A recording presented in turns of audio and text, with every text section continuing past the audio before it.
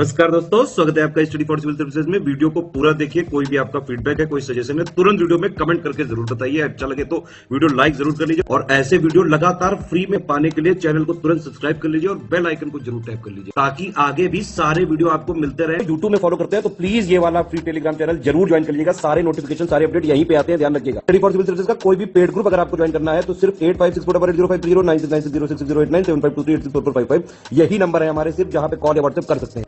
Instagram पे हमारा page जरूर फॉलो कर लीजिएगा, स्टडी फॉर सिविल .सर्विसेज है। ट्विटर पे हमको जरूर फॉलो कर लीजिएगा, @स्टडी फॉर सिविल्स है। नमस्कार दोस्तों, स्वागत करता हूं मैं आप सभी का आपके अपने channel study for civil services में। एक लेक्चर सीरीज हम आपके साथ चला रहे हैं जहां पे यूपी पीसीएस के पुराने वर्षों के मेंस पेपर हम लोग डिस्कस कर रहे थे। वर्ष 2020 के GS1 के कुछ सवाल ऑलरेडी हम डिस्कस कर चुके। अपने आज के लेक्चर में उसके आगे के क्वेश्चंस पे हम लोग चर्चा करेंगे। तो शुरू करने से पहले दोस्तों मैं बताना चाहूँगा, हमारे कुछ पेड कोर्सेज चलते हैं, कुछ पेड ग्रुप चलते हैं जहाँ पे क्वालिटी कंटेंट हम लोग प्रोवाइड करते हैं। अगर इस संदर्भ में आपको कोई भी जानकारी चाहिए हो तो दिए गए दो में से किसी भी नंबर पे आप हमसे संपर्क कर सकते हैं। तो दोस्तों जो आज का पहला क्वेश्चन है उसमें उत्तर प्रदेश के प्रमुख भौतिक क्षेत्रों के बारे में आपको बताना है और उसके बाद भाबर और तराई क्षेत्रों की विशेषताओं के बारे में आपको यहाँ पे लिखना होगा। तो जो यहाँ पे कीवर्ड है वो है वर्णन कीजिए, या फिर इंग्लिश में इसी को हम डिस्क्राइब करेंगे। कैसे शुरू करना है, सबसे पहले यूपी के जो भी वेरियस फिजिकल रीजन्स हैं उनका आप यहाँ पे उल्लेख करिए। इसको आपको अभी ब्रीफ में रखना होगा, संक्षेप में रखना होगा। फिर ये जो आपने विभाजन किया है इन क्षेत्रों के बारे में विस्तार से आप वर्णन कीजिए। तो यहाँ तक आपने पहला भाग क्वेश्चन का एड्रेस कर दिया। फिर जब हम क्वेश्चन के दूसरे भाग पे आएंगे तो यहाँ पे आपको भाबर और तराई जो क्षेत्र हैं उनके संबंध में भौगोलिक विशेषताओं का वर्णन करना है। इस क्वेश्चन को बेहतर ऐसे बनाया जा सकता है अगर आप उस क्षेत्र में पड़ने वाले ज़िलों के बारे में लिख दें, कुछ एरियाज़ के बारे में लिखें, तो ये ज़्यादा बेहतर और ज़्यादा सटीक बन पाएगा। तो दोस्तों इस क्वेश्चन को अटेम्प्ट करते समय सबसे पहले तो आप उत्तर प्रदेश के एरिया वाइज बता सकते हैं कि इंडिया में उसका कौन सा स्थान है, कि भाई उसकी चौथी रैंक है एरिया वाइज अगर हम बात करें पूरे इंडिया में। और जो इस पूरे क्षेत्र में 3/4 भाग है वो गंगा प्लेन से कवर्ड है। फिर अगर हम इसके क्षेत्र को विभाजित करेंगे तो सबसे पहले तो हमको शिवालिक हिल्स देखने को मिलेंगी और शिवालिक हिल्स के ही नीचे यानी फुट हिल्स पे उसके आपको भाबर नाम का रीजन देखने को मिलेगा। फिर इसके बीच में जो मैदान देखने को मिलते हैं उनको हम गंगा के प्लेन्स या फिर गंगा के मैदान कहते हैं। और उसके नीचे आपको विंध्यन क्रम की चट्टानें देखने को मिलेंगी, साथ ही कुछ पठार देखने को मिल सकते हैं। तो इस तरीके से आप इसका ब्रॉड डिवीजन कर सकते हैं। शुरुआत में आप इसको शिवालिक लिख सकते हैं, फिर यहाँ पे जो फुट हिल्स है शिवालिक की, इस एरिया को आप भाबर एरिया कह सकते हैं। फिर बीच में हमारे गंगा के मैदान आ गए, फिर नीचे जो है वो विंध्यन क्रम की चट्टानें हैं। अब अगर भाबर के बारे में बात करें तो ये पेबल्स से बना होता है, ये गोल गोल पत्थरों से बना होता है जो कि नदी द्वारा पहाड़ों से लाए जाते हैं। अगर आप इसकी संरचना देखेंगे तो ये पश्चिमी छोर पे तो थोड़े वाइड हैं और जैसे जैसे ईस्टर्न एंड पे बढ़ते जा रहे हैं ये नैरो होते जा रहे हैं, वेस्टर्न एंड पे ये वाइड हैं। इसको हम लोग उत्तर प्रदेश का सबसे उत्तरी भाग कहकर संबोधित कर सकते हैं। ये अगर हम लोग मोटे मोटे तौर पे बात करें तो सहारनपुर ज़िले से कुशीनगर ज़िले तक फैले हुए हैं। इसके दक्षिण की तरफ यानी कि इस तरफ एक समानांतर पट्टी गई हुई है जिसको हम लोग तराई कहते हैं। तो यानी कि ये जो है ये तराई के उत्तरी भाग में है। फिर दोस्तों यहाँ पे जो नदियाँ आती हैं वो अंडरग्राउंड बहने लगती हैं और इस पूरे क्षेत्र में वो अंडरग्राउंड ही बहती हैं। फिर ये जो नदियाँ हैं ये आगे जाके रीइमर्ज करती हैं तराई क्षेत्र में, जहाँ पे ये वापस मैदानी भाग में आ जाती हैं। अगर मैं बात करूँ भाबर में तो ये नदियाँ भूमिगत बहती हैं। तो इस प्रकार से सबसे पहले तो आप विभाजन कर सकते हैं। फिर आप प्रश्न के दूसरे भाग के अनुसार भाबर और तराई क्षेत्र के बारे में विस्तार से लिख सकते हैं। तो दोस्तों अब देखते हैं हमने किस तरीके से इसका उत्तर बनाया है। सबसे पहले जैसे मैंने बताया उत्तर प्रदेश एरिया वाइज चौथी रैंक रखता है इंडिया में। इस चीज़ को आप लिख के शुरू कर सकते हैं। क्योंकि हम लोगों को एरिया का ही डिवीजन दिखाना है इसीलिए हमने शुरुआत की है एरिया से लिख के। तो ये क्या आपकी भूमिका बनाने में मदद करेगा। फिर इसी एरिया का अगर 3/4 भाग हम लोग ले लेते हैं तो वो गंगा के मैदानों से घिरा हुआ है। उत्तर प्रदेश को 3 अलग अलग भौगोलिक क्षेत्रों में विभाजित किया जा सकता है। सबसे पहले जैसे उत्तर में मैंने बनाया था शिवालिक की हिल्स हैं, उसके नीचे यहाँ पे भाबर और तराई का क्षेत्र है। फिर उसके बाद आते हैं गंगा के मैदान और उसके नीचे विंध्य और दक्षिणी पठार है यहाँ पे। जो शिवालिक रेंज है वो सदर्न फुटहिल्स है हिमालय की, यानी हिमालय की जो पर्वत श्रृंखला है उसके सबसे दक्षिण में स्थित है ये। वहीं दूसरी ओर शिवालिक की ही तलहटी पर भाबर नामक क्षेत्र बसा हुआ है। यह उत्तर प्रदेश क्षेत्र की पूरी लंबाई के साथ चलने वाली एक पट्टी है और इसी के साथ साथ तराई नामक पट्टी भी पूरे उत्तर प्रदेश को घेरे हुए है। ये दोनों मिलकर उत्तर प्रदेश का उत्तरी भाग बनाते हैं। अगर क्षेत्र के रूप में बात करें तो पश्चिम में सहारनपुर जिले से लेकर पूर्व में देवरिया जिले तक ये फैला हुआ है और इस क्षेत्र में रिच फॉरेस्ट हैं, अलग अलग आपको स्ट्रीम्स मिलेंगी। तो ये आपने शुरुआत का पहला पार्ट आंसर किया, आपने डिवाइड करके बता दिया। उत्तर प्रदेश को इस तरीके से 3 भागों में डिवाइड किया जा सकता है। फिर जैसे कि दूसरा क्वेश्चन पूछता है भाबर के बारे में आपको लिखना है, तो उत्तर प्रदेश का सबसे उत्तरी भाग जो है, जो सहारनपुर से शुरू होकर कुशीनगर तक जाता है, वहाँ तक फैला हुआ है, उसको हम लोग भाबर कहते हैं। इसी के नीचे क्या है, तराई क्षेत्र आता है। तो यानी कि ये जो है ये तराई क्षेत्र के उत्तर में स्थित है। जैसे मैंने बताया पश्चिम की ओर तो ये थोड़ा चौड़ा है और जैसे जैसे हम लोग ईस्टर्न एंड या फिर पूर्वी छोर पे जाते हैं ये संकरा होता चला जाता है। ये किससे, जो नदी द्वारा लाए गए कंकड़ हैं, यानी कि मैंने वहाँ पे बोल्डर्स जो आपको बताया था, ये उन्हीं बोल्डर्स से बना हुआ है या फिर शिलाखंडों से बना हुआ है। इसकी इम्पॉर्टेंट बात यह है कि जो भी पर्वत से यहाँ पे जलधाराएं आती हैं वो सब भूमिगत बहने लगती हैं और वह आगे जाके तराई क्षेत्र में वापस भूमि के ऊपर बहती हैं। अब इसमें कौन से ज़िले आते हैं, तो हमने लिखा है सहारनपुर, बिजनौर, शाहजहांपुर, लखीमपुर और पीलीभीत ज़िले इस क्षेत्र में शामिल हैं। फिर अगर तराई क्षेत्र की बात करें दोस्तों, तो ये उसी के समानांतर चलने वाला एक क्षेत्र है, लेकिन उसके दक्षिण में रहता है ये, या फिर उसके दक्षिण में पड़ता है। ये भी एक पतली पट्टी जैसे है और उत्तर प्रदेश के पूरी लंबाई तक ये चलता है। यह जो है उसका उल्टा होता है, ये पूर्वी छोर पे तो चौड़ा होता है, लेकिन जैसे जैसे आप पश्चिमी छोर की तरफ बढ़ेंगे ये संकरा होता जाएगा। यानी वेस्टर्न एंड पे तो ये नैरो रहता है और ईस्टर्न एंड की आप बात करें तो यहाँ पे ये इसकी जो चौड़ाई है वो ज़्यादा होती है, ब्रॉड रहता है ये क्षेत्र पूर्व में देवरिया से लेकर उत्तर पश्चिम में सहारनपुर तक फैला हुआ है। भाई ये मैदानी क्षेत्र है, यहाँ पे आपको मार्शेज मिलेंगे, यहाँ पे आपको महीन गाद मिलेगी या फिर फाइन सिल्ट मिलेगी, दलदली इलाका होगा ये। भाबर में जो नदियाँ भूमिगत बहती हैं वो यहाँ पर आके वापस से उभर के सामने आ जाती हैं, यानी भूमि पे वे बहने लगती हैं, सरफेस पे बहने लगती हैं। अब इस तराई क्षेत्र में अलग अलग प्रकार के पौधों की प्रजातियाँ मिलती हैं, जैसे कि साल, सेमल, हल्दू, तेंदू। यहाँ पे एक स्पेशल टाइप की ग्रास भी मिलती है जिसको हम लोग सावन घास कहते हैं। उसके अलावा यह क्षेत्र जूट के लिए, गन्ने के लिए, गेहूं के लिए और चावल के लिए बहुत उत्तम माना जाता है। इसमें आने वाले ज़िलों के नाम आप यहाँ देख सकते हैं, सहारनपुर, बिजनौर, रामपुर, बरेली, पीलीभीत, लखीमपुर, बैराज, गोंदा, बस्ती, गोरखपुर, देवरिया। तो इसमें जितने आपको याद आए आप यहाँ पे मेंशन कर सकते हैं। और जो शिवालिक हिल गोरखपुर में पड़ती है, इस क्षेत्र में उसको दुंदावा कहा जाता है। तो दोस्तों ये जो था ये फैक्चुअल नेचर का क्वेश्चन था। इसमें जो आपके इस पुस्तक में लिखा है, जो किताब में लिखा है, जो आपने पढ़ा है, उसी को एज इट इज़ आपको लिखना रहेगा। बस आप स्ट्रक्चर का ध्यान रखिए, पहले जो क्वेश्चन में पूछा गया पहले उसके बारे में उल्लेख करें, फिर जो दूसरे भाग में पूछा गया फिर उसके बारे में लिखें। अब हम चलते हैं अपने अगले प्रश्न की तरफ। यहाँ पर स्मार्ट सिटी मिशन के बारे में पूछा गया है क्या मेन कैरेक्टरिस्टिक्स हैं या फिर क्या मुख्य विशेषताएं हैं पूर्वी उत्तर प्रदेश के शहरों की जिनको योजना के तहत चुना गया है, चयनित किया गया है। यानी ईस्टर्न उत्तर प्रदेश के जो शहर हैं इसके अंदर जो चुने गए हैं उसकी विशेषताओं के बारे में आपको लिखना है। तो यहाँ पे जो कीवर्ड है वो डिस्कस दे रखा है या फिर आपको चर्चा करनी है। तो भाई डिस्कस मतलब जो भी मुद्दा दिया हुआ है उसके बारे में डायरेक्ट आप लिख दीजिए, थोड़े बहुत एग्जाम्पल दे दीजिए, कैसे वो क्षेत्र की भलाई में काम करेगा, या अगर उस क्षेत्र में कुछ कमियां हैं तो कमियां बता दीजिए। तो बेसिकली जो स्टेटमेंट दिया उसी को आपको विस्तार से समझाना होगा। अब यहाँ पे जैसे हम स्टार्ट करते हैं, क्योंकि किसी स्कीम या मिशन की जब बात की जाती है तो हम लोग उसके बैकग्राउंड से कोशिश करते हैं स्टार्ट करें, कब वो शुरू हुआ, उसका उद्देश्य क्या था। तो वही हम यहाँ पे करेंगे, स्मार्ट सिटी मिशन के बैकग्राउंड से स्टार्ट करेंगे, फिर उसको जोड़ेंगे कि किस प्रकार से उत्तर प्रदेश में स्मार्ट सिटी अप्रोच अपनाई जाती है, और फाइनली जो क्षेत्र पूर्वी उत्तर प्रदेश में चुने गए हैं उनकी क्या विशेषता है इसके बारे में हम यहाँ लिखेंगे। इस भाग को शुरू करने से पहले आप एक भूमिका बना सकते हैं ये लिखते हुए कि इसी क्षेत्र को क्यों चुना गया है स्मार्ट सिटी मिशन के अंदर, इसमें ऐसी क्या खासियत है या फिर ऐसी क्या कमियां हैं जिसके तहत ये अर्जेंट अटेंशन मांग रहा है। तो दोस्तों इस क्वेश्चन को आंसर करने से पहले आप बता सकते हैं स्मार्ट सिटी मिशन के बारे में। आप ये बता सकते हैं कि ये वर्ष 2015 में शुरू किया गया था। साथ में आप इसके उद्देश्य को मेंशन कर सकते हैं कि भाई इसका मेन फोकस था कि टेक्नोलॉजी या फिर प्रौद्योगिकी की मदद से किसी भी क्षेत्र का विकास किया जा सके। यहाँ पे हम लोग स्मार्ट सॉल्यूशन के ऊपर फोकस करते हैं।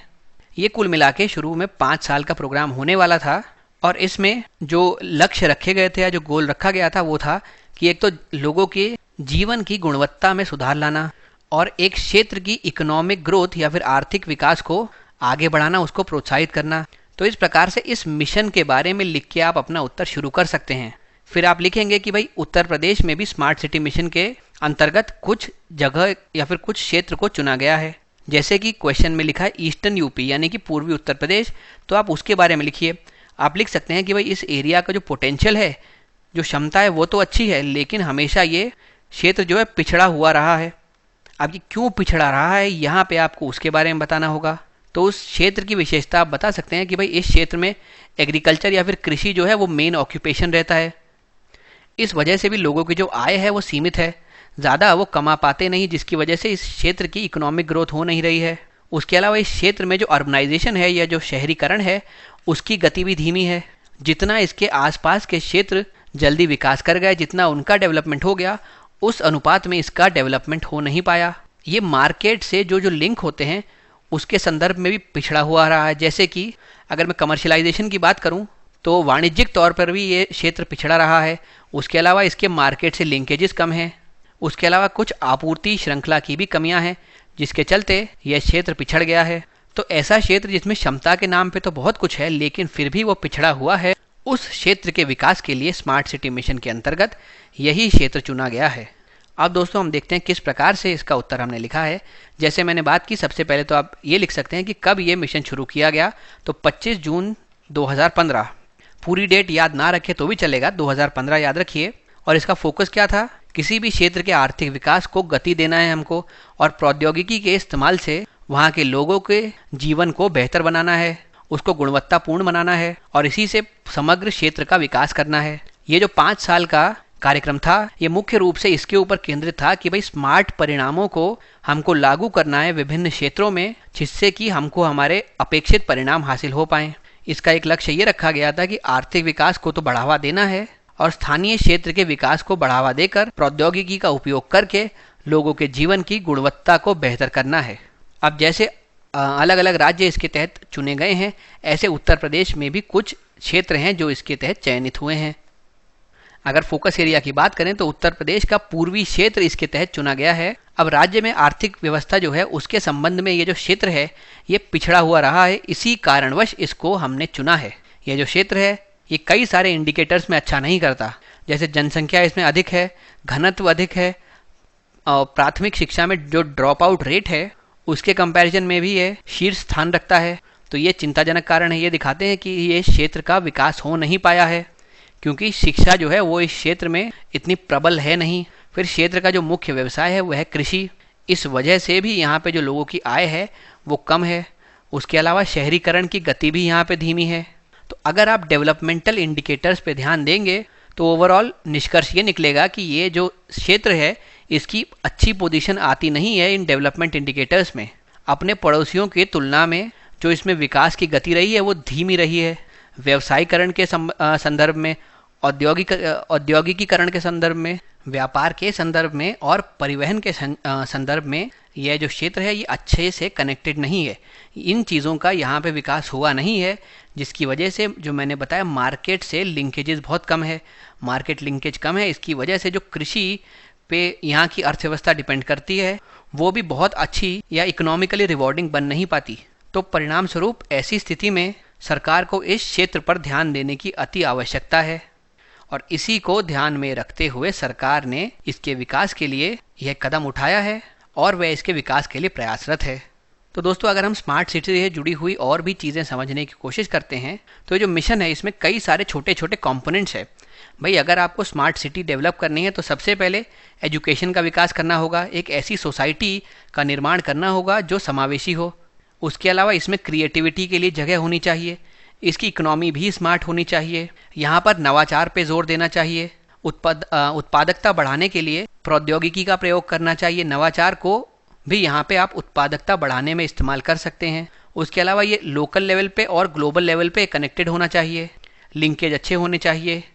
यहाँ पे एनवायरनमेंट के लिए भी स्मार्ट सोल्यूशन हमारे पास होने चाहिए, यानी स्मार्ट समाधान होने चाहिए, जैसे कि ग्रीन बिल्डिंग्स का उपयोग, ग्रीन एनर्जी ज़्यादा से ज़्यादा उपयोग करनी चाहिए, फॉसिल फ्यूल्स पे जो निर्भरता है उसको कम करना चाहिए, जो पूरी अर्बन प्लानिंग हो यानी जो पूरा शहर नियोजन हो उसको ग्रीन के आधार पर करने का प्रयास करना चाहिए, जिससे वह पर्यावरण को नुकसान ना पहुंचाए।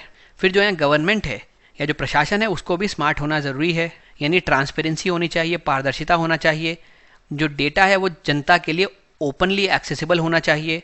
हम लोग यहाँ प्रौद्योगिकी का या फिर संचार का प्रयोग कर सकते हैं। ई गवर्नेंस को यहाँ पे बेहतर बनाने की ज़रूरत है, जिससे कि वहाँ की जो जनता है, जो नागरिक हैं, उन तक सार्वजनिक सेवाओं का वितरण बेहतर तरीके से हो पाए। जिस व्यक्ति के लिए जो स्कीम बनाई गई है उसी लाभार्थी तक वह स्कीम पहुँचे, उसके लाभ पहुँचे। फिर दोस्तों यहाँ पे जो लिविंग है उसको भी स्मार्ट बनाना पड़ेगा, यानी व्यक्तियों को अपने खुद के तौर पर अपने व्यवहार में बदलाव लाना पड़ेगा। उसके अलावा रहने के लिए वो क्षेत्र जो है उसको हेल्दी और सेफ बनाना चाहिए। हेल्दी कैसे बनेगा? अगर आप ये एनवायरनमेंट फ्रेंडली सोल्यूशन अपनाएंगे, पर्यावरण को नुकसान नहीं पहुंचाएंगे, पोल्यूशन कम करेंगे, तो अपने आप वो जगह रहने के लिए हेल्दी बनेगी। आपका जो एनवायरनमेंट है, जो वातावरण है, वो भी हेल्दी बनेगा। फिर इस क्षेत्र में जो मोबिलिटी है वो भी स्मार्ट होनी चाहिए कि भाई हर व्यक्ति अपनी अपनी गाड़ी लेकर ना निकले, पब्लिक ट्रांसपोर्ट का ज़्यादा यूजेज हो। उसके अलावा यहाँ पे क्लीन फ्यूल पे ज़्यादा फोकस होना चाहिए, या ऐसी गाड़ियों पे फोकस होना चाहिए जो इलेक्ट्रिक या बैटरी से चलती हों। तो ये सब चीज़ें जो कंपोनेंट्स हैं ये कहीं ना कहीं स्मार्ट सिटी में इंक्लूडेड होते हैं। अगर आपके पास इस प्रकार का क्वेश्चन आता है कि स्मार्ट सिटी के क्या क्या विभिन्न कंपोनेंट हैं, या आप क्या समझते हैं स्मार्ट सिटी में क्या क्या होना चाहिए, तो आप ये सब हेडिंग के अंदर अपना उत्तर बना के लिख सकते हैं। अब दोस्तों चलते हैं अपने अगले सवाल की तरफ। यहाँ पे हमको बताना है बुंदेलखंड टूरिस्ट सर्किट जो उत्तर प्रदेश में है वो मेजर टूरिस्ट प्लेस के तौर पे कैसे उभरता है, उसकी लोकेशन में ऐसी क्या खासियत है कि वह बढ़िया टूरिस्ट प्लेस बनता है। तो दोस्तों यहाँ पे जो कीवर्ड दिया गया है वो है डिस्क्राइब, या फिर हिंदी में बात करें तो वर्णन आपको करना है। यहाँ पे आप बुंदेलखंड सर्किट के बारे में एक जोग्राफिकल बैकग्राउंड देके अपना उत्तर शुरू कर सकते हैं। फिर आप बता सकते हैं किन किन शहरों में ये बुंदेलखंड सर्किट पड़ता है। दोस्तों माफ़ कीजिएगा, ये जो है ये पिछली स्लाइड का ही कॉपी हो गया है, तो आप यहाँ से इसको देखिएगा कि कैसे आपको उत्तर तक पहुँचना है। जैसे मैंने बताया सबसे शुरुआत में तो आपको एक पृष्ठभूमि देनी है, एक ऐसा बैकग्राउंड बनाना है कि भाई ये सर्किट आखिर क्यों लाया गया, क्या इसके फ़ायदे हैं, क्या इसके नुकसान हैं, और फिर इसके साथ जुड़े हुए जो जो क्षेत्र हैं उन क्षेत्रों के विशेषता के बारे में आप बता सकते हैं। और फिर अंत में आप ये कहते हुए उत्तर समाप्त कर सकते हैं कि इस और इस कारण की वजह से ये जो क्षेत्र है, ये जो सर्किट है, ये परिपथ है, ये पर्यटकों के लिए एक आकर्षण का केंद्र बनेगा। तो दोस्तों इसका उत्तर लिखते वक्त आप सबसे पहले टूरिस्ट सर्किट के एक बैकग्राउंड के बारे में बताएंगे। ये जो सर्किट है ये दो अलग अलग राज्यों में कुछ कुछ क्षेत्र में विभाजित है, जैसे कि ये इसका कुछ हिस्सा तो उत्तर प्रदेश में पड़ता है और कुछ हिस्सा इसका मध्य प्रदेश में पड़ता है। उत्तर प्रदेश की बात करूं तो 5 मेजर ऐसी सिटीज़ हैं या फिर ऐसे प्रमुख शहर है जिसमें ये इंक्लूडेड है, जैसे कि बिठूर, चित्रकूट, झांसी, महोबा और कालिंजर। उसके अलावा ये जो पूरा सर्किट है इसमें महल, किले और इस प्रकार की अन्य समृद्ध विरासत आपको देखने को मिलती है, जो कि वहाँ के महान राजाओं की गौरवशाली कहानियों को आज भी कहती हैं। ये कहानियाँ वहाँ पे आज भी सांस लेती हैं, आज भी वह जीवित हैं। अब दोस्तों हम ये जो क्षेत्र है इस क्षेत्र के बारे में बताएंगे और ये बताएंगे कि यहाँ पे क्या क्या ऐसे टूरिस्ट स्पॉट हो सकते हैं या फिर हैं जो पर्यटकों को आकर्षित कर सकते हैं। देखिए सबसे पहले हम लोग बिठूर की बात करेंगे। ये कानपुर के आउटस्कर्ट्स में एक छोटा सा टेम्पल टाउन है। इस क्षेत्र में मंदिर यहाँ का मुख्य आकर्षण है। इसके अलावा ये गंगा नदी के तट पर स्थित है। तो दोस्तों आप समझ पा रहे होंगे आध्यात्मिक तौर पर यह जगह कितनी महत्वपूर्ण है। इसमें ब्रह्मवत घाट है, वाल्मीकि का आश्रम है, ध्रुव टीला है, नाना साहब के महल हैं और इस प्रकार के विभिन्न स्थान इस जगह के महत्व को और बढ़ाते हैं। फिर उसके अलावा कई और क्षेत्र हैं जैसे झांसी, महोबा और चित्रकूट, जो कि राष्ट्रीय और अंतर्राष्ट्रीय पर्यटकों को आकर्षित करते हैं। इन क्षेत्रों में ऐसे ऐतिहासिक स्थान हैं, ऐसी ऐतिहासिक कहानियां दबी हुई हैं कि वे क्षेत्र को और ज़्यादा खूबसूरत बनाती हैं। झांसी का किला है, बांदा का कालिंजर किला है, जो कि प्राचीन युग और मध्ययुगीन काल की सर्वश्रेष्ठ वास्तुकला को दर्शाते हैं और यह एक फैक्टर बनता है जिससे पर्यटक इसकी तरफ आकर्षित होते हैं। इसके अलावा महोबा में चरखारी का किला, सूर्य मंदिर, ललितपुर जिले में देवगढ़ किला और गुप्त काल के कुछ मंदिर इस क्षेत्र का आकर्षण और बढ़ाते हैं। तो ये हमने काफ़ी सारे एग्जाम्पल्स लिख दिए कि भाई इस क्षेत्र में ये चीज़ें मौजूद हैं जो इसको आध्यात्मिक दृष्टि से, जो इसको ऐतिहासिक दृष्टि से, जो इसको सांस्कृतिक दृष्टि से एक समृद्ध विरासत बनाते हैं। और यही कारण है कि ज़्यादातर जो पर्यटक हैं वो इसकी ओर आकर्षित होते हैं। और जो हमारा परिपथ है यानी बुंदेलखंड टूरिस्ट सर्किट है वो इन सभी क्षेत्रों से होकर गुजरता है। तो दोस्तों इस प्रकार से आप इसका उत्तर तैयार कर सकते हैं। फिर हम चलते हैं अपने अगले प्रश्न की तरफ। यहाँ पे हमसे डिफरेंस पूछा गया है, फ्रंटियर और बाउंड्री में क्या फ़र्क है, और वो भी आपको बताना है इंडिया के रेफरेंस के आधार पर। तो यहाँ पे जो आपका कीवर्ड है दोस्तों वो है एक्सप्लेन, यहाँ पे वही है स्पष्ट आपको करना है। अब बात करें शुरू कैसे करेंगे, तो जैसे हम लोग अपना बेसिक इंट्रोडक्शन रखते हैं वही से इसको शुरू करेंगे। आप फ्रंटियर को डिफ़ाइन करके इसको शुरू कर सकते हैं, फिर उसको एग्जाम्पल के साथ सप्लीमेंट कर सकते हैं, फिर आप सीमा को परिभाषित कर सकते हैं और यहाँ पे भी आप उदाहरण दे सकते हैं। तो यानी दोनों चीज़ों के बीच में आप डिफरेंस बता पाएंगे। लेकिन यहाँ पे जैसे कि क्वेश्चन में लिखा गया है, भारत के संदर्भ में आपको काफ़ी सारे उदाहरण लिखने होंगे। तो दोस्तों अगर हम लोग बेसिक डिफरेंस पे बात करें तो जो फ्रंटियर होता है वो एक आउटवर्ड लुकिंग कॉन्सेप्ट है जिसके तहत एक्सपेंशन पॉसिबल है। यानी कि जो फ्रंटियर है हमारा, मैं उससे बाहर की ओर देखता हूँ, मैं इसका विस्तार करने के बारे में सोचता हूँ। तो ये एक्सपेंशन पे बेस्ड एक कॉन्सेप्ट है। उसके अलावा ये फिजिकल के साथ साथ एक मॉरल, एक नैतिक सिद्धांत भी है।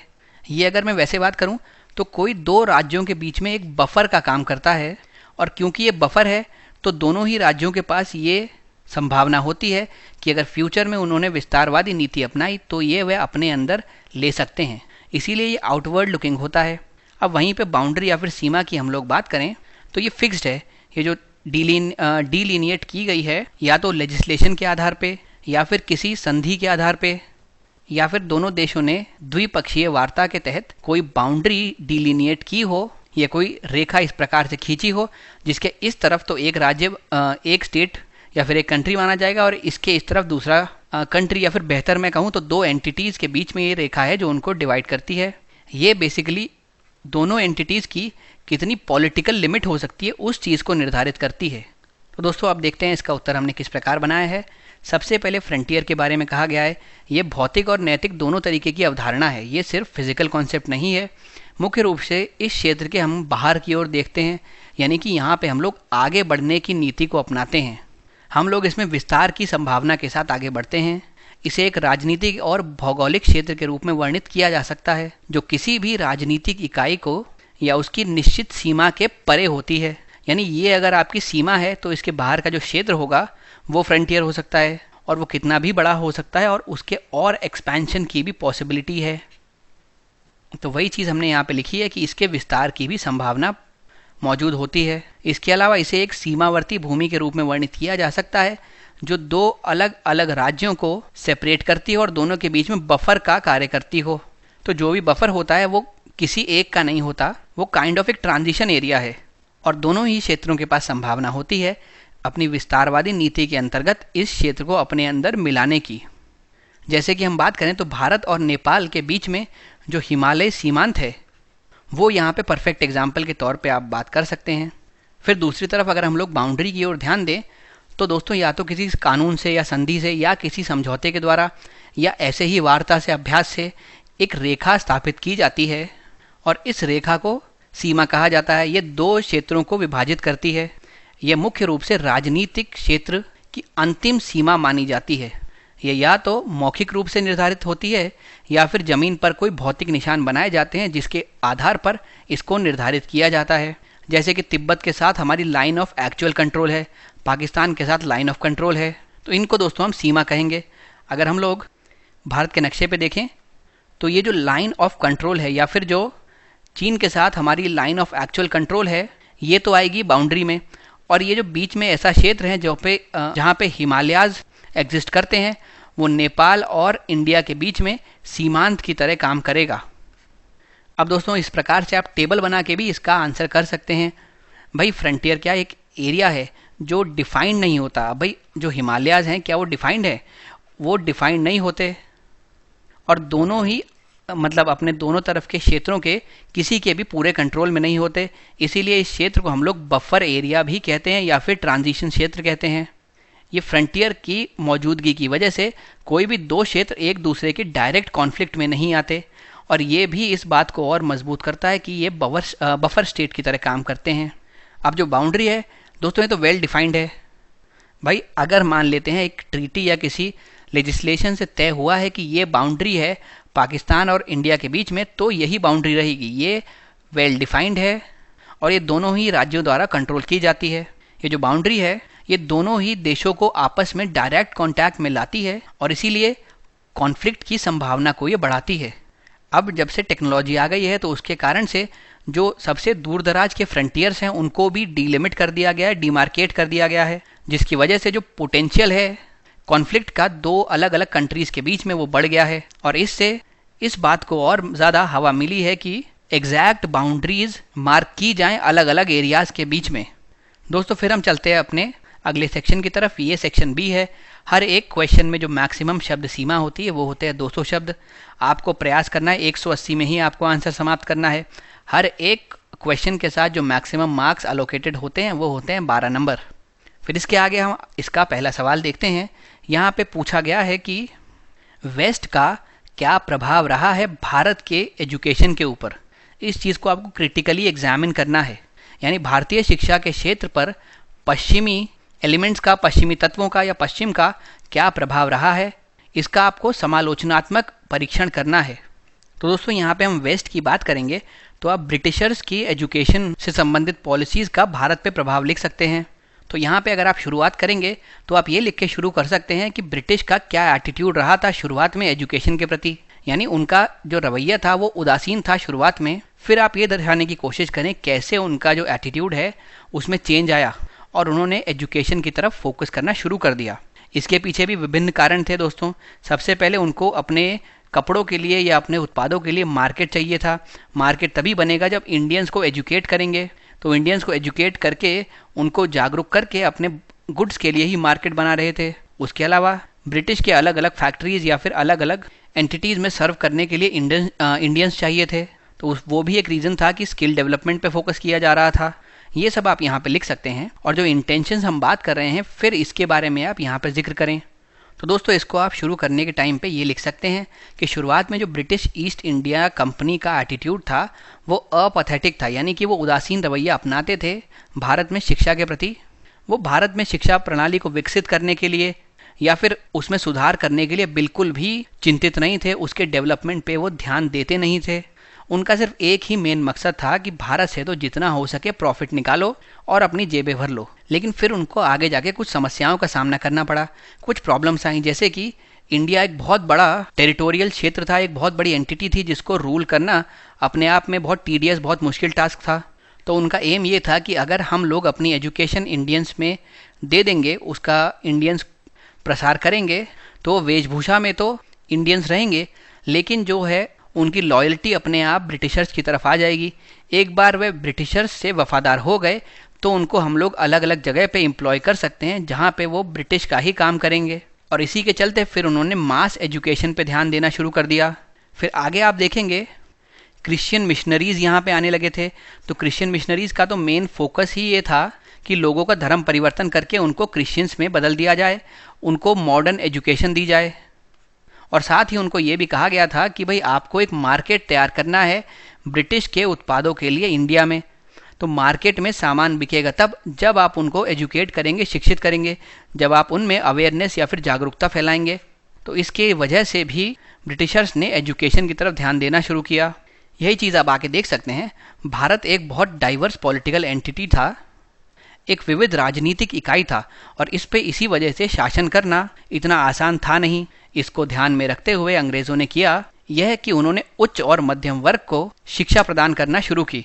उन्होंने कुछ लोगों को शिक्षित किया और उन्होंने ये योजना बनाई कि यही लोग नीचे जाके और लोगों को शिक्षित करेंगे, यानी ट्रिकल डाउन अप्रोच अपनाई कि ऊपर आप कुछ लोगों को शिक्षित कर दीजिए, नीचे जाके यही लोग इंटरैक्ट कर करके बाकियों को शिक्षित करेंगे। लेकिन उनका मुख्य उद्देश्य तो ये था कि भाई ऐसी जनता, ऐसी जनसंख्या हम लोग खड़ी कर सकें जो रंग में और खून में तो भारतीय हो लेकिन स्वाद में अंग्रेज़ी हो, उनका टेस्ट, उनका जो सिलेक्शन है वो अंग्रेज़ी हो। तभी तो मार्केट बनेगा अंग्रेज़ी प्रोडक्ट्स के लिए और अंग्रेज़ों के प्रति उनकी वफादारी बनी रहे। वे केवल समाज के इसी वर्ग की शिक्षा पर ध्यान केंद्रित करते थे क्योंकि भाई मालूम था अगर गरीब आदमी करेंगे वो हमारे काम तो आएगा नहीं कैसे भी। तो मिडिल क्लास पे या फिर हाई क्लास पे अगर हम फोकस करेंगे एजुकेशन की तरफ, तो वो हमारे लिए मार्केट तैयार करेंगे, वो हमारे उपभोक्ता बनेंगे, हमारे कंज्यूमर्स बनेंगे, और उनको हम लोग किसी जॉब में भी नियुक्त कर सकते हैं। और क्योंकि उनको हम लोग अपनी एजुकेशन देंगे तो उनकी लॉयल्टी या फिर वफादारी भी अंग्रेज़ों के साथ ही रहेगी। तो उन्होंने जो है पूरी जनता के एजुकेशन के ऊपर कोई ध्यान नहीं दिया, उसमें उनकी कोई दिलचस्पी भी नहीं थी। जहां उनको अपना प्रॉफिट दिखता था बस वो वहीं पे फोकस करते थे। फिर ईसाई मिशनरियों की बात आती है। उनके प्रवेश के बाद आम जनता की शिक्षा पर थोड़ा अधिक ध्यान केंद्रित किया गया, क्योंकि उनका एक फोकस ये था कि सबको क्रिश्चियनिटी के बारे में बताओ कि क्रिश्चियनिटी कितनी बड़ी है, कितनी उदार है, कितनी शानदार है, और एक बाज़ार तैयार करना है हमको ब्रिटिश उत्पादों के लिए, वो वस्तुओं के लिए। वो सब तभी हो सकता था जब एजुकेट करेंगे किसी भी इंडियन व्यक्ति को, तभी वो ब्रिटिश का सामान खरीद पाएगा। फिर उनकी नीतियों के क्या प्रभाव पड़े हम ये समझते हैं। भाई यहाँ पे लिखा है कि अलग अलग प्रभाव पड़े। सबसे पहले तो जो पढ़े लिखे भारतीय थे वो जागरूक हो गए क्रांति के बारे में। उन्होंने अमेरिकी क्रांति और फ्रांसीसी क्रांति के बारे में समझा पढ़ा, जिसकी वजह से उन्होंने मास को इन्फ्लुएंस किया, जनता को इन्फ्लुएंस किया, और लोगों में स्वतंत्रता, समानता और न्याय की भावना को जागृत किया। अब शिक्षित भारतीय जो हो गए थे वे स्वशासन और लोकतंत्र की अवधारणा से परिचित हो गए थे। तो अब उनको ऐसा ही शासन चाहिए था जो लोकतंत्र हो, जो ज़्यादातर लोगों के कल्याण या फिर वेलफेयर के बारे में सोचता हो। उन्होंने प्रिंट मीडिया के माध्यम से भी देश की जनता को जगाने का प्रयास किया। उन्होंने राष्ट्रवाद फैलाया। अंग्रेज़ी ने एक आम भाषा के रूप में काम किया। अब यहाँ पे क्या, पढ़ लिख गए थे लोग तो अंग्रेज़ी के माध्यम से वो एक दूसरे से कम्युनिकेट कर सकते थे। हो सकता है वरना उनकी जो क्षेत्रीय भाषाएं हों वो अलग अलग हों, लेकिन अंग्रेज़ी ने दोनों को जोड़ दिया। और एक बार दोनों ने आपस में बात करना शुरू किया तो इससे जो देश का हमारे नेशनलिज्म है, जो राष्ट्रवाद है, उसको और मजबूती मिली। तो इस प्रकार इसने क्षेत्रीय बाधाओं को तोड़कर देश को एकीकृत किया। उसके अलावा प्रेस की स्थापना की गई, पुस्तकों का अधिक वितरण शुरू हो गया, प्रिंट मीडिया की उपलब्धता आ गई। अब ये सब जब थे तो शिक्षा की मदद से इनका प्रसार और सुलभ बन गया। हर आदमी के हाथ में अब प्रिंट मीडिया आने लगी, जैसे कि अखबार, जैसे कि मैगजीन्स, जैसे कि पैम्पलेट। और इसके ज़रिए हमारे देश के जो राष्ट्रवादी थे वो लोग जनता में एक राष्ट्रवाद की भावना जगाने का प्रयास करते थे, और वह अपने कार्य में काफ़ी हद तक सफल भी हो गए थे। और इस सब का पूरा श्रेय कहीं ना कहीं एजुकेशन को जाना चाहिए, जो इन चीज़ों का विकास हुआ। उसके अलावा जो वेस्टर्न थिंकर्स थे उनके विचार युवाओं को प्रेरित करने लग गए। उनके विचारों से ये समझा हमने कि भाई तर्कवादी हमको सोच रखनी चाहिए। तो जो बहुत समय से चले आ रही ऐसी परंपराएं थीं जो अपने आप में रूढ़िवादी हुआ करती थी, जो लोगों के साथ अन्याय करती थी, हमको एजुकेशन के माध्यम से ये शक्ति मिली कि हम इसको तोड़कर इसके बाहर भी सोच सकें। और तभी हम देखते हैं कि सती प्रथा का उन्मूलन के ऊपर कानून बनता है।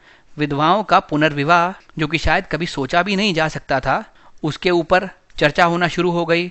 ईश्वर चंद विद्यासागर ने इसमें बहुत अहम भूमिका निभाई। तो इस प्रकार के जो बुद्धिजीवी लोग थे उन्होंने जनता को जागरूक किया, और जो रूढ़िवादी दृष्टिकोण, रूढ़िवादी मानसिकता चल रही थी उसको सीधी चुनौती दी।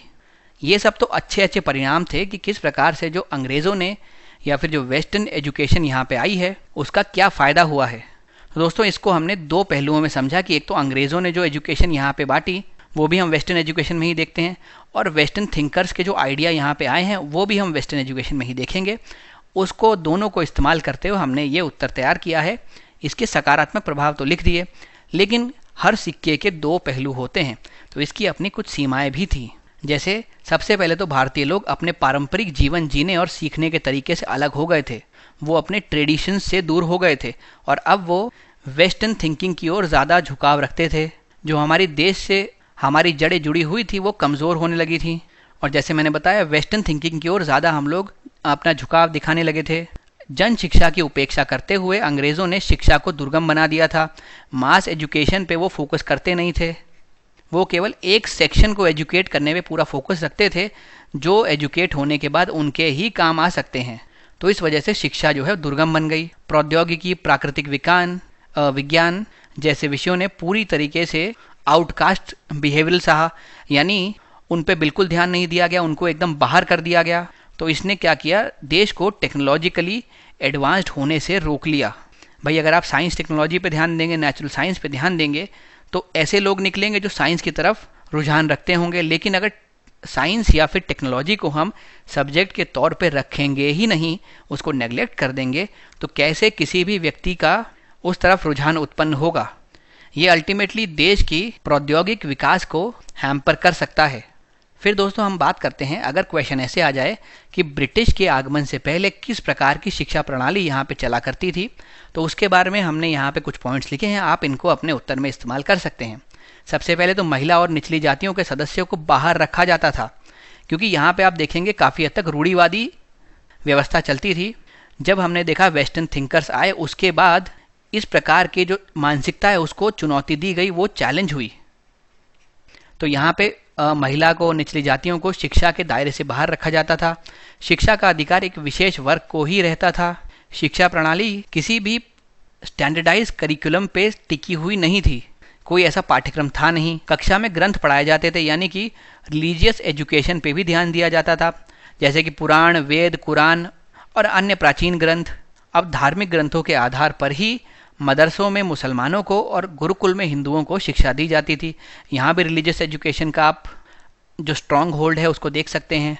भले ही यहाँ पे टेक्नोलॉजी की कमी थी, तकनीक नहीं थी, प्रौद्योगिकी एज अ सब्जेक्ट इतना ध्यान नहीं दिया जाता था, लेकिन फिर भी लोगों को कई ऐसी वैल्यूज सिखाई जाती थी जो उनको जीवन भर काम आ सकती थी। जैसे कला में उनको बेहतर बनाया जाता था, उनको नैतिकता सिखाई जाती थी, अनुशासन का क्या मायने है ये बताया जाता था, जीवन कौशल या फिर लाइफ रिलेटेड स्किल्स उनको सिखाई जाती थी, स्पोर्ट्स में उनको ज्ञान दिया जाता था और फिजिकल एजुकेशन भी कराई जाती थी, जिससे कि वो हेल्दी रह सकें। हालांकि शिक्षा प्रणाली की परंपराओं के ऊपर निर्भर होने की वजह से जो कुछ वर्ग है उसके साथ कुप्रथाएं शुरू हो गईं, जैसे कि सती प्रथा शुरू होने लगी, कन्या भ्रूण हत्या जैसी सामाजिक बुराइयां बढ़ गईं। तो कहीं ना कहीं जो एजुकेशन है उसने इस प्रकार की सोशल इल या फिर सामाजिक कुरीतियों को बढ़ाने का भी कार्य किया था। उस समय गुरु शिष्य परंपरा चला करती थी, जब गुरु के पास बैठकर शिष्य उनसे ज्ञान लिया करते थे। तो दोस्तों ये सब आप अपने उत्तर में ऐड कर सकते हैं। अब हम चलते हैं अपने अगले प्रश्न की तरफ। यहाँ पे गवर्नर जनरल लॉर्ड वेलेस्ली के बारे में क्वेश्चन पूछा गया है। क्वेश्चन में कहा गया है ब्रिटिश रूल के एक्सपेंशन के लिए वो किस हद तक जिम्मेदार हैं, इस पे आपको डिस्कशन करना है। तो डिस्कस आपका कीवर्ड हो गया और यहाँ पे आपको विवेचना करनी है। आप अपने उत्तर की शुरुआत लॉर्ड वेलेस्ली की नीतियों का उल्लेख करते हुए कर सकते हैं। भारत के संबंध में उनकी मंशा क्या थी, इस बात का भी उल्लेख कर सकते हैं आप। तो वो आपका इंट्रोडक्शन बन जाएगा, वो आपकी यहाँ पे भूमिका का कार्य करेगा।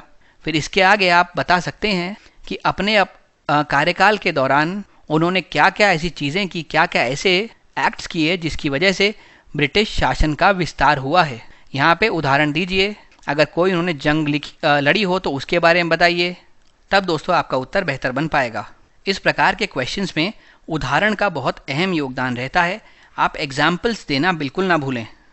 तो दोस्तों जब आप ये वाला क्वेश्चन अटेंड करेंगे तो आप ये ध्यान रखें कि लॉर्ड वेलेस्ली का यहाँ पे एक फोकस था कि वो ब्रिटिश को या ब्रिटिश सरकार को इंडिया में एक सुप्रीम पावर बनाना चाहता था, और इसके लिए उसने मेनली दो चीज़ों की मदद ली। एक तो उसने अलग अलग जगह पर युद्ध लड़े और एक सब्सिडरी अलायंस उसने इम्प्लीमेंट की, जिसके चलते ब्रिटिश सरकार या ब्रिटिश रूल का उसने भारत में बहुत हद तक विस्तार कराया। तो दोस्तों हम लोग यहाँ पे देखते हैं किस प्रकार से वेलेस्ली ने अपने एम्पायर का एक्सपेंशन किया, उसका विस्तार किया। तो बेसिकली दो यहाँ पे इक्विपमेंट्स या दो टूल्स का इस्तेमाल किया, जिसमें से एक तो थे युद्ध और दूसरी थी सब्सिडरी अलायंस या फिर सहायक गठबंधन। पहले हम लोग वॉर्स को देखते हैं, जो जो युद्ध उसने लड़े थे यहाँ पे आप उसका जिक्र कर सकते हैं। जैसे कि चौथा मैसूर का युद्ध जो टीपू सुल्तान के अगेंस्ट लड़ा गया था 1799 में, और उसके परिणाम स्वरूप टीपू को मैसूर की काफ़ी सारी टेरिटरीज ब्रिटिश को देनी पड़ गई थी। तो इससे भी ब्रिटिश के एम्पायर का एक्सपेंशन हुआ, उसके जो साम्राज्य है उसका विस्तार हुआ। बाद में कुछ टेरिटरीज एक हिंदू राजा को दे दी गई थी और उसको पपेट के तौर पे वहाँ पे रख दिया गया था। फिर आप यहाँ पे लिख सकते हैं दूसरे मराठा युद्ध के बारे में, ये 1800s में लड़ा गया था। अब इसमें युद्ध के बाद एक सब्सिडरी अलायंस साइन हुई थी, यानी सहायक गठबंधन साइन किया गया था।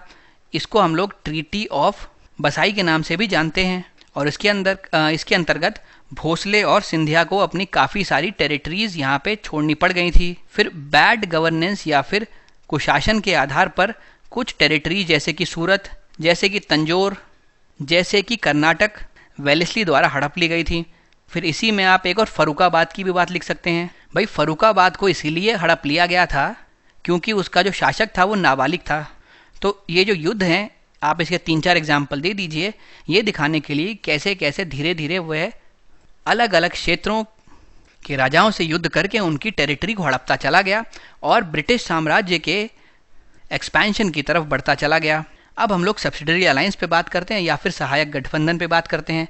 इसमें यह कहा गया कि मान लीजिए आपका ये क्षेत्र है और ये इसका राजा है, तो जो राजा है सबसे पहले तो उसको खुद को अपनी आर्मी डिसॉल्व करनी पड़ेगी, वो कोई खुद की आर्मी नहीं रख सकता। तो भाई आर्मी क्या होगी, यानी कि राज्य को कैसे प्रोटेक्ट किया जाएगा, तो अंग्रेज बोलते चिंता मत करो, हम अपनी आर्मी यहाँ पे रखेंगे और ये जो आर्मी है ये आपको सभी तरीके के खतरों से बचाएगी, भले ही वो आंतरिक खतरा हो, इंटरनल हो या फिर कोई फॉरेन अटैक हो, उससे ब्रिटिश आर्मी आपको बचाएगी। लेकिन बदले में आपको इसका मेंटेनेंस का खर्चा देना पड़ेगा, जो वहाँ पे रुकेगी, खाएगी पिएगी, या जो सैलरी है, जो भी उसको मेंटेन करने में खर्चे आएंगे वो इस राजा को देने पड़ेंगे। फिर उसके बाद कहा गया कि एक ब्रिटिश का पॉलिटिकल रेजिडेंट जो है वो राजा के दरबार में बैठेगा। हालांकि वादा तो ये किया गया था कि हम किसी भी तौर पे पॉलिटिकल इंटरफेरेंस नहीं करेंगे, राजनीतिक हस्तक्षेप हम लोग नहीं करेंगे, लेकिन हम सबको मालूम है ये वो वादा है जो कभी निभाया नहीं गया। फिर राजा पे 2-3 कंडीशन लगा दी गई, जैसे कि किसी और फॉरेन पावर से आप कोई संधि नहीं कर सकते, कोई बातचीत नहीं कर सकते बिना ब्रिटिश की परमिशन के, और किसी भारत के क्षेत्र के राजा से भी आपको बातचीत करनी है, कोई संधि करनी है, उसमें भी ब्रिटिश की परमिशन की ज़रूरत होगी। यानी आप देख रहे हैं कि जो राजा है उसकी जो पावर है वो तो एकदम से कट कर दी गई, एक तरीके से उसको पपेट बना दिया गया, उसको एक बस पिंजरे का तोता बना दिया गया जो कि वही करेगा जो अंग्रेज़ी सरकार करेगी। और भाई आप ये देखिए कि अगर आपके क्षेत्र में आपकी खुद की आर्मी है नहीं और दूसरे किसी की आर्मी प्लेस्ड है, तो क्या आप उसके खिलाफ विद्रोह कर पाएंगे?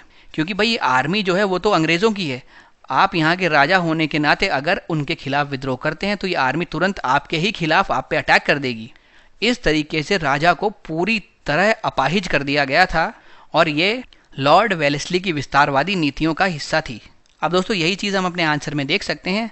लॉर्ड वेलेस्ली का मकसद ये था कि ईस्ट इंडिया कंपनी को भारत में सर्वोच्च शक्ति के रूप में स्थापित करना है, सुप्रीम पावर बनाना है, और इसके लिए 2 चीज़ों की मदद ली गई, एक तो युद्ध की और दूसरी सब्सिडरी अलायंस की या फिर सहायक गठबंधन की। अब यहाँ पे अलग अलग वॉर्स के बारे में हमने बात की है। जैसे मैंने बताया सबसे पहले तो 4th मैसूर वॉर के बारे में बात की है, टीपू के अगेंस्ट लड़ी गई थी, 1799 में लड़ी गई थी। इसमें वेलेस्ली जीत के बाद बहुत सारे मैसूर की टेरिटरीज़ को हड़प लेता है। बाद में इनमें से कई सारी टेरिटरीज़ वहाँ के प्रीवियस हिंदू जो राजा रहा करते थे उनको दे दी गई और उनको कहा गया कि अब आप ब्रिटिश पे डिपेंडेंट रहेंगे। यानी बेसिकली वो तो सिर्फ कठपुतली हैं, जो पूरा खेल चला रहे हैं वो अंग्रेज़ थे यहाँ पे। फिर ऐसे ही सेकंड मराठा वॉर हुई जो कि 1800s के दशक में लड़ी गई। उसके बाद यहाँ पे सब्सिडरी अलायंस साइन की गई। यहाँ पे एक ट्रीटी ऑफ बसाइन होती है जो पेशवा बाजी राव द्वारा साइन की जाती है। इसके बाद भोसले और सिंधिया दोनों को ही अपने क्षेत्र के कई सारे एरियाज़ को सीड अवे करना पड़ेगा, यानी कि ब्रिटिश को देना पड़ गया था। बाद में मैल एडमिनिस्ट्रेशन या फिर कुशासन के आधार के ऊपर सूरत की, तंजौर की और कर्नाटक की टेरिटरीज़ को एनेक्स कर लिया गया था, उन पर भी कब्जा कर लिया गया था। फर्रुखाबाद की टेरिटरी इसीलिए ले ली गई थी कि उसका जो शासक था वो नाबालिग था, वो माइनर था। तो यहाँ तक देखा आपने किस तरीके से कब्जा किया गया अलग अलग टेरिटरीज़ पे। अब हम देखते हैं कि सब्सिडरी अलायंस क्या था। जो सहायक गठबंधन था, बेसिकली ये राजा के साथ एक समझौता हुआ करता था। इसमें मैंने आपको बताया कि ईस्ट इंडिया कंपनी की जो आर्मी है वो आपके क्षेत्र में रहेगी, आप अपनी सेना नहीं रख सकते यहाँ पे, इनका जो खर्चा होगा वो भी आपको देना पड़ेगा। यानी बेसिकली राजा को पूरी तरीके से अपने आप को आत्मसमर्पित करने पर मजबूर कर दिया गया था। और इन्हीं सब रणनीतियों के चलते वेलेस्ली कंपनी को सर्वोच्च शक्ति बनाने में काफ़ी हद तक सफल रहा था। दोस्तों वेलेस्ली से जुड़े हुए कुछ और इम्पॉर्टेंट तथ्य हम लोग देख लेते हैं। सबसे पहले फ्रांसीसी को ब्रिटिश पर नकारात्मक प्रभाव डालने वाली किसी भी चीज़ को प्रकाशित करने से रोकने के लिए लॉर्ड वेलेस्ली ने एक सेंसरशिप एक्ट लागू किया था 1799 में। स्थानीय सिविल सेवा प्रशिक्षण का पहला प्रयास लॉर्ड वेलेस्ली द्वारा किया गया था। यह 10 जुलाई 1800 को फोर्ट विलियम परिसर में फोर्ट विलियम कॉलेज की स्थापना करके शुरू हुई थी। फिर जो ट्रेड बैरियर्स हुआ करते थे एशिया और यूरोप के बीच में, उसको समाप्त करने, उसकी बाधाओं को दूर करने में वेलेस्ली का अहम योगदान रहा है। जो वेलेस्ली की वाणिज्यिक पॉलिसीज़ थीं, जो ऐसी नीति थी, जो उसके अलावा शिक्षा के प्रति उसकी महत्वाकांक्षाएं थीं, और जो बड़े बड़े और महंगे युद्ध उसने लड़े हैं मराठाओं के खिलाफ या फिर मैसूर में, उसकी वजह से बहुत सारा पैसा भारत से चला गया था। इसी कारण कई बार उसका कोर्ट ऑफ डायरेक्टर से भी विवाद हुआ था, और जो ये विवाद होता था इसकी वजह से कई बार उसने प्रयास किया था कि वह अपनी पोजीशन से रिज़ाइन कर दे। उसने युद्ध का इस्तेमाल किया, मीडिएशन किया, सब्सिडरी अलायंस का इस्तेमाल किया, जिससे कि ब्रिटिश कंपनी को एक सुपर पावर बनाया जा सके भारत में। ये जो उसकी विस्तारवादी नीति है, ये उसकी विरासत के रूप में भारत में बनी रहेगी। अगर लॉर्ड वेलेस्ली के ऊपर आपको शॉर्ट नोट लिखने को आता है या ये क्वेश्चन पूछा जाता है कि उसकी क्या भूमिका रही है भारत के इतिहास में, तो ये सभी पॉइंट्स आप उसमें इंक्लूड कर सकते हैं।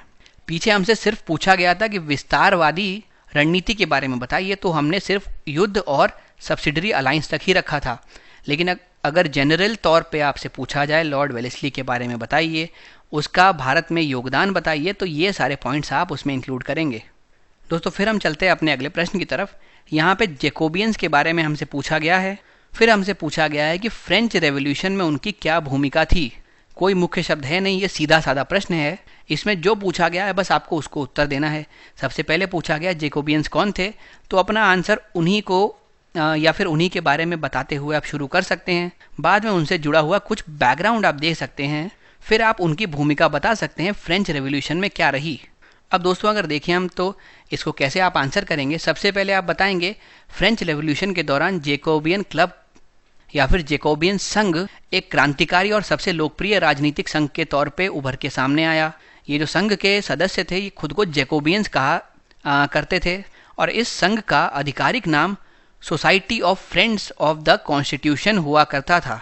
अब जैसे ही फ्रांसीसी क्रांति शुरू हुई, उस समय तो एक छोटा सा क्लब हुआ करता था, लेकिन जैसे जैसे क्रांति बढ़ती चली गई, ये क्लब भी बढ़ता चला गया। लोग इसकी विचारधारा से आकर्षित हुए और over the period of time ये बहुत बड़ा प्रभाव डालने वाला एक क्लब बना। दोस्तों अगर हम थोड़ा बैकग्राउंड में देखें तो ये हुआ था कि भाई फ्रांस में जो हो रहा था, रेवोल्यूशनरी एक्टिविटीज़ बढ़ती चली जा रही थी। तो रेवोल्यूशनरी एक्टिविटीज़ के बढ़ते हुए क्रम की वजह से वहाँ पे पॉलिटिकल इक्वालिटी की डिमांड होने लगी। ऐसा कहा जाने लगा कि हमको राजनीतिक आधार पर समानता चाहिए। तो इसी डिमांड के चलते कई सारे पॉलिटिकल क्लब्स का फॉर्मेशन हुआ यहाँ पे। तो ऐसे ही पॉलिटिकल क्लब के तौर पे जैकोबियन क्लब उभर के आया, वो इमर्ज हुआ। अब दोस्तों जो इस क्लब के ज़्यादातर मेंबर्स थे, वैसे तो सब लोग ही अलाउड थे इसमें आने के लिए, लेकिन जो मेजॉरिटी ऑफ द मेंबर्स थे वो समाज का लेस प्रॉस्परस सेक्शन था, यानी कि आर्थिक तौर पे जो कमज़ोर वर्ग था वो इसमें मेजरली मेंबर बने। और ये जो यहाँ पे मेंबर्स हुआ करते थे, इन्होंने अपना खुद का एक ड्रेस कोड सेट कर रखा था जो जैकोबियंस को ही रिप्रेजेंट करता था, यानी वह ड्रेस कोड पहनने वाला व्यक्ति इसी पॉलिटिकल क्लब को बिलोंग करेगा।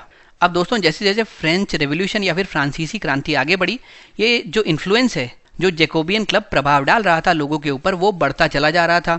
तो जैसे ये प्रभाव बढ़ रहा था, ज़्यादा से ज़्यादा लोग इस क्लब से जुड़ने लगे। तो जैसे जैसे लोग बढ़ते चले गए, इस क्लब का विस्तार होता चला गया, इसकी पावर में बढ़ोतरी हुई और अल्टीमेटली ये इतना पावरफुल बन गया कि ये नेशनल असेंबली के बराबर आके खड़ा हो सकता था। इसने दोस्तों आगे जाके कई सारे रेवोल्यूशन को भी लीड किया है।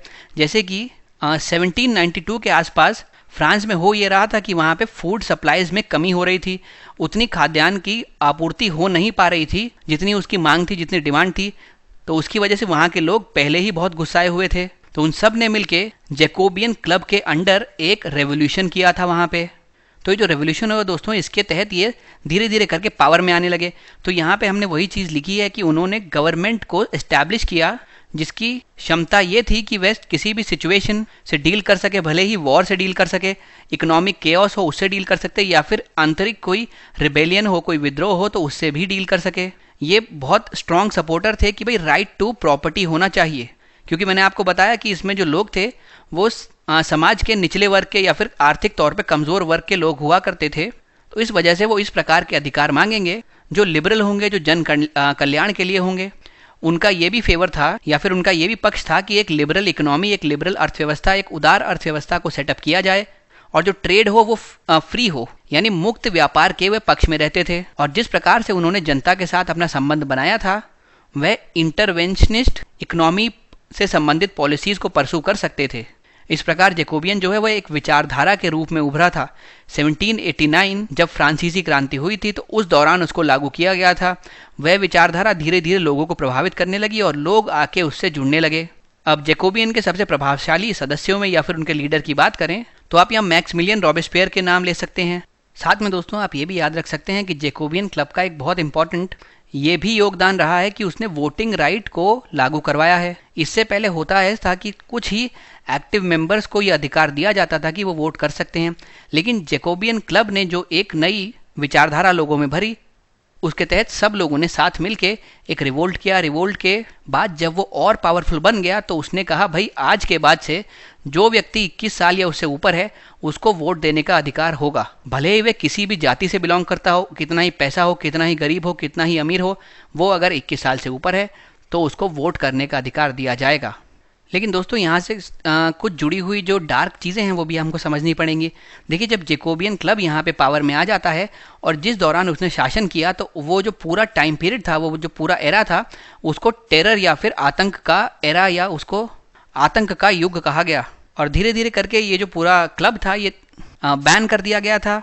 ज़्यादातर इसके लीडर्स को जेल भेज दिया गया था। इस प्रकार से आप पूरी भूमिका बना सकते हैं जिसमें शुरुआत में कैसे इसका उदय हुआ आप लिख सकते हैं, फिर इसने क्या क्या कार्य किए, कैसे रेवोल्यूशन के बाद ये पावर में आया, पावर में आने के बाद इसने किस प्रकार से वोटिंग राइट्स के बारे में बात की, कैसे राइट टू वोट के बारे में, राइट टू प्रॉपर्टी के बारे में बात की, कैसे इसने कहा कि जो ट्रेड है, जो व्यापार है, उसको फ्री करना चाहिए।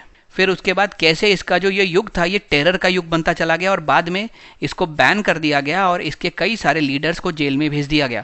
तो इस एक फॉर्मेट में ही आपको ये उत्तर लिखना है, तभी वो कड़ी से कड़ी जुड़ी हुई रहेंगी।